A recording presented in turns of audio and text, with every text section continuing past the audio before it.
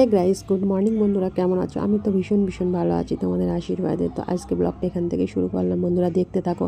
কি বলো তো বন্ধুরা, দুদিন থেকে আমি ব্লগ ভিডিও দিতে পারিনি, কেননা প্রচণ্ড ব্যস্ততার মধ্যে থেকে। তোমরা তো কম বেশি সবাই জন্য আমি ঘরে গিয়েছিলাম, আবার চলে এসেছি আমার কোয়ার্টারে। তো সেই কারণে আমি দুদিন খুব টাইম আমার হাতে হয়ে ওঠেনি, সেই জন্য আমি ব্লগ ভিডিও দিতে পারিনি তোমাদেরকে। বেশ কয়েকটা দিনই দিতে পারিনি।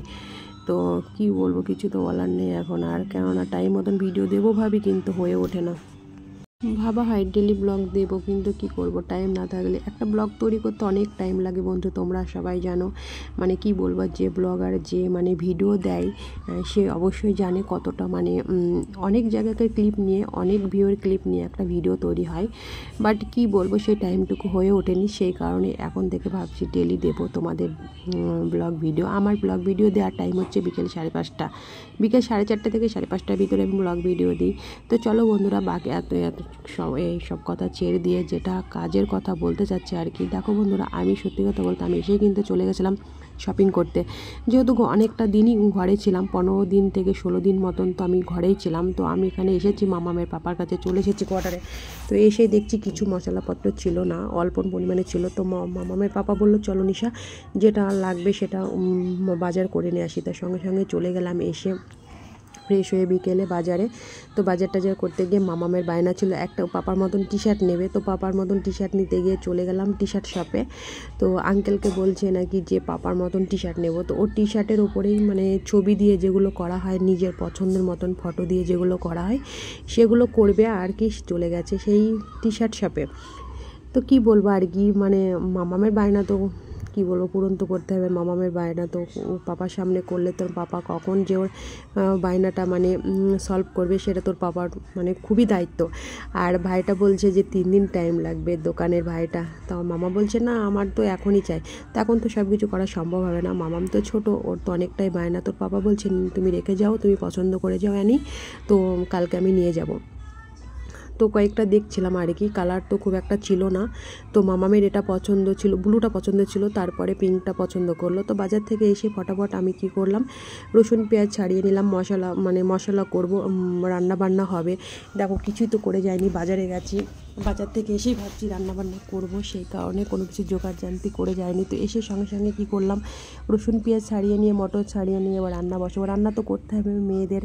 তো সত্যি কথা বলতে ওই দিনকে আসতে একটু লেট হয়ে গেছিলো, সেই দিনকে বাজার থেকে আসতে একটু লেট হয়ে গেছিলো। এসে রান্না বান্না করা অনেকটাই হার্ডের ব্যাপার আমার পক্ষে, কেন আমারটা রান্নাটা তাড়াতাড়ি আমার পক্ষে হয় না। আর মামামের বাবা মা কিন্তু পিছন থেকে রাগাচ্ছে, কি বলবো, আর কিছু বলার নেই। তো আমিও কিছু ওর কথা রিপ্লাই দিলাম। তো দেখো সঙ্গে সঙ্গে আমি মাংসটা বসিয়ে দিয়েছি, চিকেনটা বসিয়ে দিয়েছি, যেহেতু মাম্মাম খাবে। 9:30 বেজে গেছে, সেই জন্য আমি চিকেনটা বসিয়ে দিয়েছি, যেহেতু মাম্মাম খাবে। মাম্মাম কিন্তু ফ্রাইড রাইস আর চিকেন খেতে খুব পছন্দ করে। এটাই দিয়েছি, ফ্রাইড রাইসের চাল বসিয়ে দিয়েছি, ফ্রাইড রাইস বানাবো। আর চিকেনটা তো অলরেডি আধা হয়ে গেছে। আর মামামের তখন বায়না ছিল মিষ্টি খাবো, সেই জন্য ঢোকে। দেখো এই ঢোকটার সম্পূর্ণ ঢোক আমি কিন্তু মিষ্টি নিয়েছিলাম ডিব্বা। তো কি করব, পড়োশিদের দিতে দিতে তো ফুরে গেল, সবারই জন্য আনতে হবে যেহেতু ঘরে গেছে। আর কিছুটা বেঁচে আছে, ফ্রিজে রেখে দিয়েছি। আর ওখানে 3টে আছে, যেহেতু মাম্মাম খাবে সেই জন্য 3টে বার করার হয়েছিল। তো ঘরে গেলে তো মিষ্টি আনতে হয়, কি ঠিক বলেছি গাইস? কেননা কি বলবো, ঘরে থেকে তো অনেক কিছুই নিয়ে আসা হয় ঘরে গেলে। আর কি বলো তো, তোমরা তো সবাই কম বেশি জানো আমাদের পোস্টিং দিয়ে দিয়েছে, আমরা তো চলে যাব কিছুদিন আছি এখানে। কিছুদিন বলতে হ্যাঁ, এই মাসটা আছি।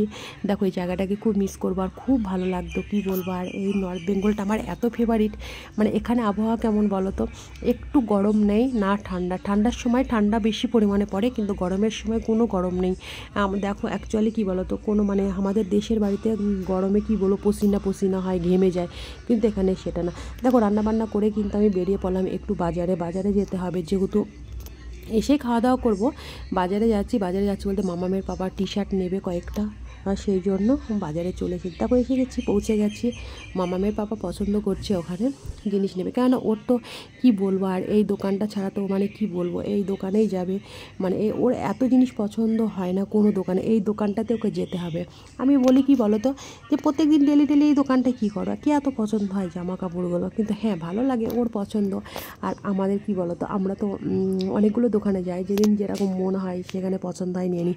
আর এ কী করবে, কোনো দোকানে পছন্দ হোক আর না হোক এই দোকানে অর্ডার করিয়েও জিনিসপত্র নিয়ে আসে, যেটা পছন্দ তাই না, কিছু মানা করা যায় না। আর মামাম কিন্তু পাপাকে বলছে এটা নেবে, এটা নেবে, এটা নেবে, মামাম কিন্তু বলতেই থাকে আর হাসাইতেই থাকে, জানছে আমার পাপা আমি পছন্দ করে দিলে পাপা নেবে।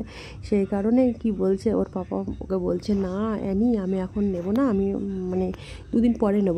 কিন্তু অ্যাকচুয়ালি কী বলো তো, মামামের পাপাকে কিন্তু ওর বন্ধু একটা টি শার্ট আনতে দিয়েছিল, সেই কারণে ভিডিও কল করে দেখাচ্ছিলো। আর আমি কি এদিকে সেলফি তোলার জন্য খুব ব্যস্ত, কারণ আমার কী পছন্দ করবো বলো তো, আমার মানে বুঝতে পারি না। তো ওগুলো পছন্দ করার পরে চলে এলাম আখের রস খেতে। আমার আখের রস কিন্তু প্রচুর ভীষণ পরিমাণে আমার খুব ভালো লাগে।